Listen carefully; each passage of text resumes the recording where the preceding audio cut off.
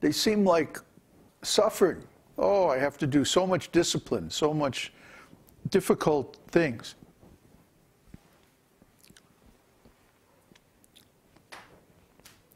So this is because we're in a diseased condition. See? In the normal condition, the candy tastes sweet. When in the normal condition, transcendental life is very sweet. Krishna, his name, his qualities, his pastimes, his character. I mean, the nature of Krishna's character and personality is so wonderful that it's impossible to describe. He is the friend that we're all looking for. He is the lover that we all crave. He's everything that we want and need deep inside. But because we're diseased, we keep looking for these things somewhere where they can't be found. Why? Because we're conditioned. I like to tell the story of the drunk. The drunk is out in front of the bar under the street light, and he's looking, he's like, it's the middle of the night, you know, and he's drunk, and he's like looking. And his friend comes and says, "Hey, what you doing?" He says, "I'm looking for my car keys." So his friend says, "Well, where'd you lose them?"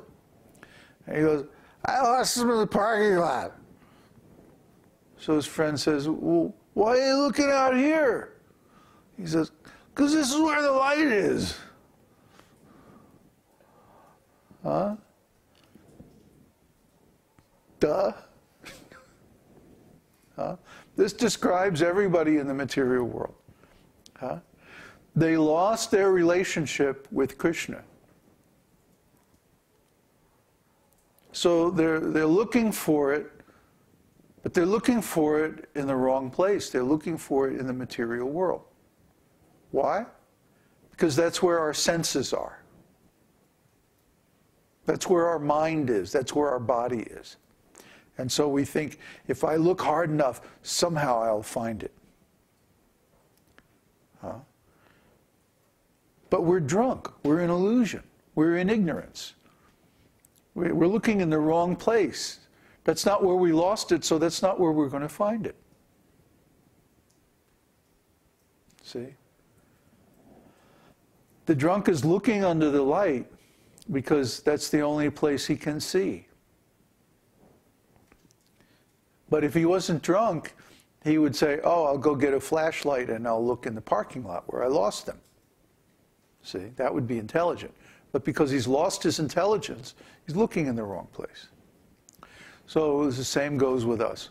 We're looking in the wrong place. We're looking in the material body, the material mind, the material senses, the material world. And we're not finding what we're looking for, are we? You have to admit that first. Let's be honest. We're not finding what we're looking for here in the material world. We want peace, we want happiness, we want love, but all these things are not to be found here. What we find here is suffering and ignorance and strife and arguments and betrayals, lies, violence, lust. That's what we find here. This is not where our true friend Krishna is. This is not where our real relationship is. This is not where our real home is. All those things are in the spiritual world. And where is the spiritual world? Like Jesus said, the kingdom of God is within you. It's within you. And who are you? You are a spirit soul. You are pure consciousness. You are a living entity, a transcendental being that happens to be temporarily residing in this body. But don't let that fool you, because this isn't your home. Just like if you go to some foreign country, like we're in a foreign country now, we're in Chile, and none of us are from here. So we're all strangers. But somehow or other we have rented this house, and now we're staying here for some time, and then in a few weeks we're going to be leaving, and that's it. We're gone. We're not coming back. Similarly, the soul is like a guest, like a foreigner from another land, living in this material body, like a house, a rented house, an apartment.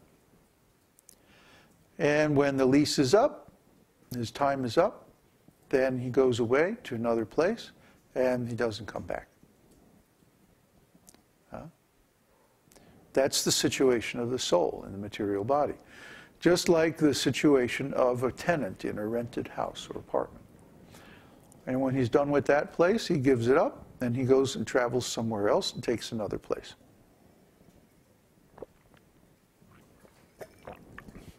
Similarly, the soul, when he's through with this body, when his time is up, he goes to another body according to his qualifications. Now, qualification means, just like if you're living in one place, paying a certain amount of rent, and then you get more money, you can go to a nicer place where you have to pay more rent. But you can afford it because you got more money.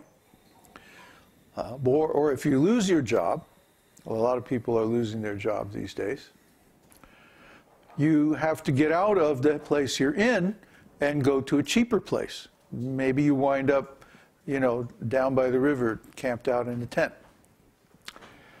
So it could be a lot worse. But still, according to your qualification, you change your place. Similarly, the soul, according to the karma, according to the results of his activities, in this life, he gets another life, gets another body in the next life, according to the results of those activities.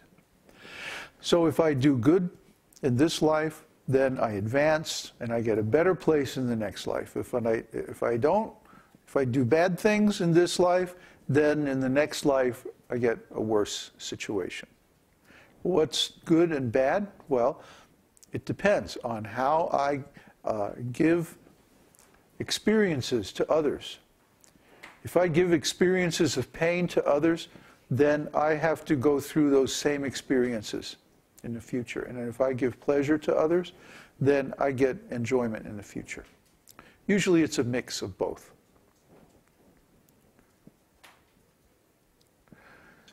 So, what is the greatest pleasure? What is the best thing that I could do in this life to get a best situation in the next life?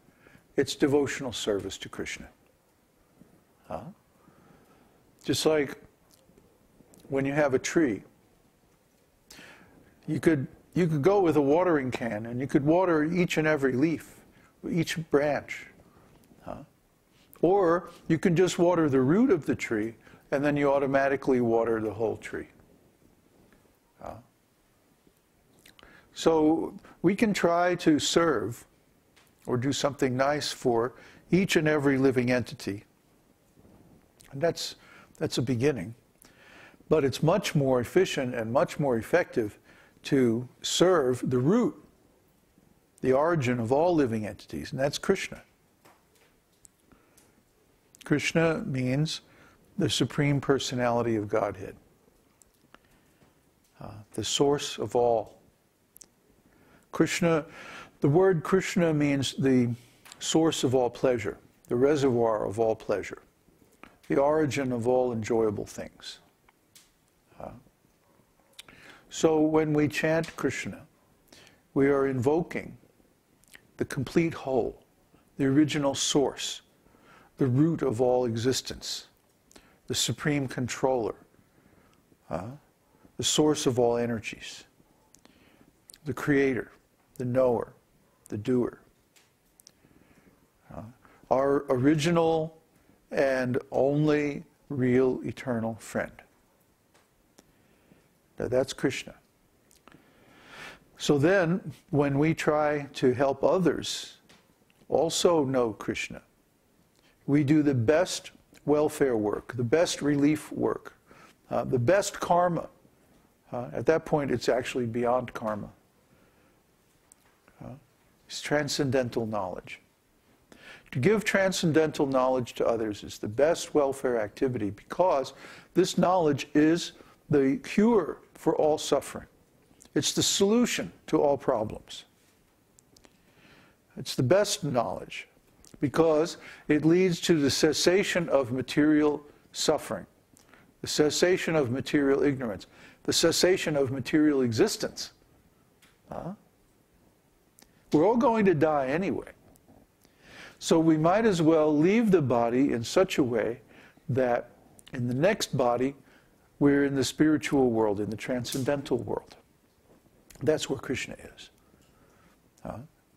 Sometimes he comes to this material world, but most of the time he's not found here.